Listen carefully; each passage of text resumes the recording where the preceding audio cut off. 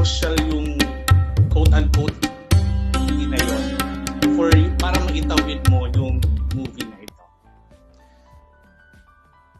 Actually, to be honest, parang para sa akin, hindi naman talaga kailangan. Pero kung mapapanood nyo yung eksena, mas na-enhance niya yung nangyayari. So, kumbaga, kung papaintindi mo sa audience mo na na nasa level 3 lang to, ito, kapag napanood nila, umaangat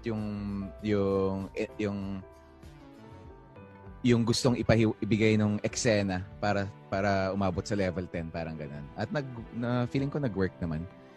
Tsaka, hindi ko lang alam, baka gusto lang talaga rin makita ni Director Net yung mga... Sarah, grabe ka. Puro babae yung nasa set namin eh. So, Karamihan babae nasa set. Okay. So, wala silang pakialam. Hindi ko alam kung bakit. Pero, very professional lahat. Wow!